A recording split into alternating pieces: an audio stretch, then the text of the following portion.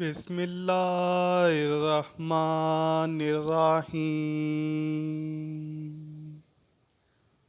شجاعت، ایمان اور وفا کی عظیم ترین مثال کا نام حضرت عباس ہے۔ ایسی ہستی جو جلال و قوت، کمال و فضل اور عزم و استقلال میں اپنی مثال نہیں رکھتی۔ سیدہ فاطمہ سلام اللہ علیہا کے 10 سال بعد تک سیدنا علی شیر خدا رضی اللہ تعالیٰ عنہ نے دوسری شادی نہ کی، لیکن جب لوگوں نے اصرار کیا تو پھر ایک دن آپ کے نسب شناس بھائی عقیل کو بلایا اور فرمایا میرے ساتھ شادی کے لیے ایک نیک پاک باز اور بہادر خاتون کو تلاش کریں۔ بس کچھ ہی عرصے بعد شجاعت کے لیے مشہور قبیلے کی لڑکی کے ساتھ آپ کا نکاح ہو گیا، جن کا نام بھی فاطمہ ہی تھا۔ بعد میں وہ ام البنین کے نام سے مشہور ہوئیں۔ امیر المؤمنین حضرت امام علی رضی اللہ تعالیٰ عنہ کو اللہ پاک نے ام البنین سے 4 بیٹے عطا کیے، جو کہ سارے ہی کربلا میں شہید ہوئے۔ ان بیٹوں میں سب سے بڑے حضرت عباس تھے۔ وفا، شجاعت، صبر حضرت عباس کو ورثے میں ملا تھا، کیونکہ ایک طرف والد ہیں جو کہ شیر خدا ہیں، اور دوسری طرف ماں بنو کلابیہ سے ہیں جو عرب میں عرصہ دراز سے شجاعت کے لیے مشہور قبیلہ تھا۔ حضرت عباس 4 شعبان 26 ہجری کو مدینہ منورہ میں پیدا ہوئے۔ امیر المؤمنین حضرت علی رضی اللہ تعالیٰ عنہ کبھی کبھی جناب عباس کو اپنی گود میں بٹھاتے تھے تو ان کی آستین کو پیچھے الٹ کر بوسہ دیا کرتے اور آنسو بہایا کرتے۔ ایک دن ان کی ماں ام البنین اس ماجرے کو دیکھ رہی تھیں تو انہوں نے حضرت علی رضی اللہ تعالیٰ عنہ سے پوچھا یہ کیا ماجرا ہے؟ تو حضرت علی رضی اللہ تعالیٰ عنہ نے فرمایا یہ ہاتھ اپنے بھائی حسین کی مدد اور نصرت میں کاٹے جائیں گے اور میں اس دن کے لیے آنسو بہا رہا ہوں۔ جناب عباس نے حسنین کریمین کے ساتھ تربیت پائی۔ جب آپ جوان ہوئے تو لوگ آپ کی دانشمندی، کمالات اور بہادری کی مثالیں دیتے نہ تھکتے تھے۔ جب حضرت علی رضی اللہ تعالیٰ عنہ شہید ہوئے تو آپ اس وقت 14 سال کے تھے۔ اس عظیم صدمے کو برداشت کیا اور جنازے کو رات میں دفن کیا۔ بس اس دن سے حضرت عباس کے امتحانات شروع ہوتے ہیں، اور جو سب کے سب انہوں نے ہمت اور صبر سے برداشت کیے۔ پھر وہ دن بھی آیا جب حضرت امام حسن رضی اللہ تعالیٰ عنہ کو زہر دے کر شہید کیا گیا اور آپ کا جنازہ بھی صحیح طرح سے نہ پڑھنے دیا گیا، لیکن یہ سب بھی ایک بہادر باپ کے بہادر بیٹے نے صرف اس لیے برداشت کیا کہ حضرت امام حسین رضی اللہ تعالیٰ عنہ نے انہیں یہ کہہ کر منع کر دیا تھا کہ عباس ابھی جنگ کا وقت نہیں ہے۔ جناب عباس کی شادی عبداللہ ابن عباس کی بیٹی لبابہ سے ہوئی، جن سے اللہ پاک نے انہیں 2 بیٹے عبید اللہ اور فضل عطا فرمائے۔ آپ ہمیشہ حضرت امام حسین رضی اللہ تعالیٰ عنہ کے شانہ بشانہ رہے، بلکہ حضرت عباس ہمیشہ بنی ہاشم کے 30 نوجوانوں کا حلقہ بنا کر حضرت امام حسین رضی اللہ تعالیٰ عنہ کی حفاظت کے لیے ان کے ساتھ رہتے تھے۔ آپ نے ہمیشہ اپنے آپ کو حضرت امام حسین رضی اللہ تعالیٰ عنہ کا غلام بنا کر پیش کیا، نہ کہ بھائی۔ یہاں تک کہ کربلا کے میدان میں بھی آپ نے اپنی غلامی اور وفا کا مظاہرہ کیا۔ ابن زیاد جانتا تھا کہ جب تک عباس کربلا کے خیموں میں موجود ہیں، ہم حسین تک نہیں پہنچ سکتے۔ اس لیے اس نے ایک چال چلی کہ شمر ملعون کو 4000 سپاہی دے کر حضرت عباس کے پاس بھیجا۔ شمر نے حضرت عباس سے کہا کہ میں ابن زیاد کی طرف سے عباس تمہارے اور تمہارے بھائیوں کے لیے امان نامہ لکھوا لایا ہوں، اس لیے تم یہاں سے جا سکتے ہو۔ یہ سننا تھا کہ حضرت عباس کا چہرہ انور سرخ ہو گیا اور آپ نے امان نامہ پکڑا اور اس کے 2 ٹکڑے کر دیے اور فرمایا ہمت ہے تو مجھ سے مقابلہ کرو۔ تم لوگ چاہتے ہو کہ میں نواسہ رسول صلی اللہ علیہ وآلہ وسلم سے غداری کروں؟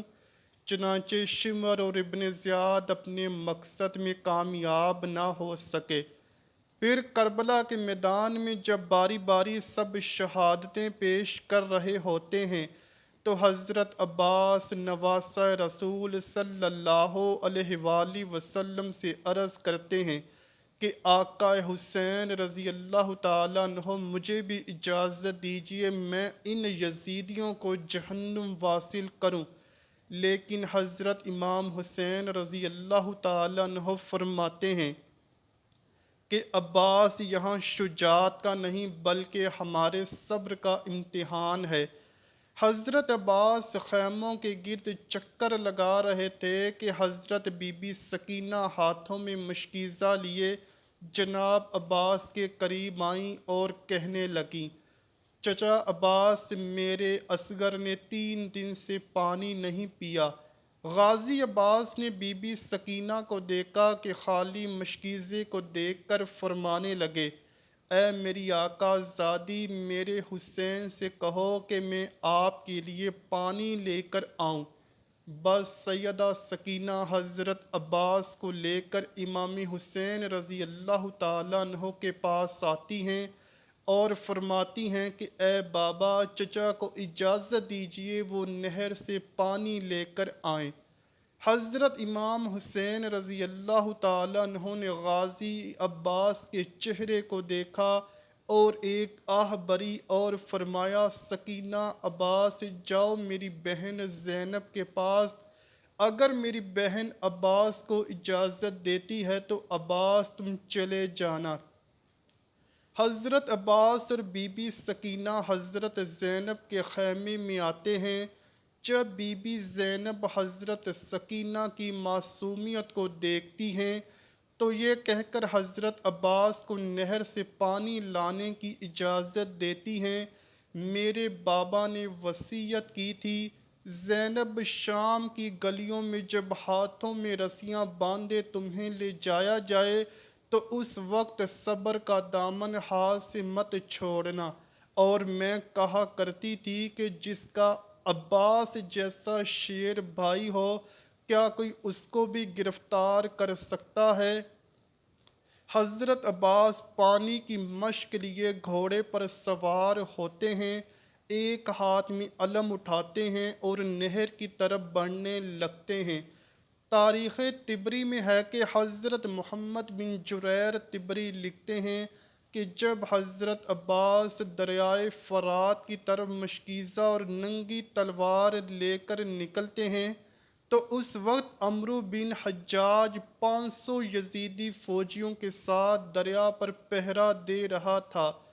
کربلا کا تپتا صحرا ہے، سورج اپنی آب و تاب کے ساتھ چمک رہا ہے، اور جب پہرے داروں نے ایک شاہ سوار کو ننگی تلوار کے ساتھ آتے دیکھا تو فوج میں ہلچل مچ گئی۔ تاریخ گواہ ہے کہ حضرت عباس نے 133 یزیدیوں کو چیر ڈالا اور دریا پر پہنچ گئے۔ باقی فوجی امداد لینے کے لیے اپنے کیمپوں میں بھاگ گئے۔ حضرت عباس نے اپنا علم دریا کے کنارے گاڑا اور مشک میں پانی بھرنے لگے۔ مشک کو بھرنے کے بعد آپ نے خود پانی پینے کے لیے چلو بھرا اور پھر یہ سوچ کر پانی گرا دیا کہ میرے آقا حسین اور ان کی آل کب سے پیاسی ہے۔ اللہ اکبر!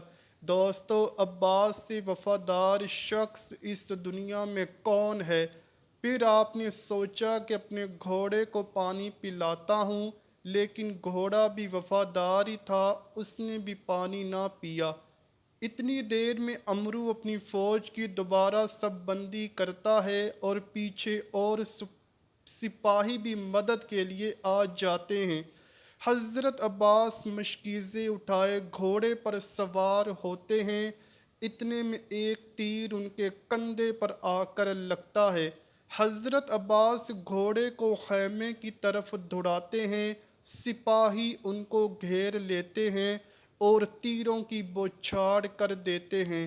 امرو آواز لگا کر کہتا ہے، یہ پانی خیموں تک نہ پہنچ پائے، اگر ان کو پانی مل گیا تو ہماری خیر نہیں۔ اتنے میں ایک بدبخت نے چھپ کر تلوار کا وار کیا تو آپ کا ایک بازو قلم ہو گیا۔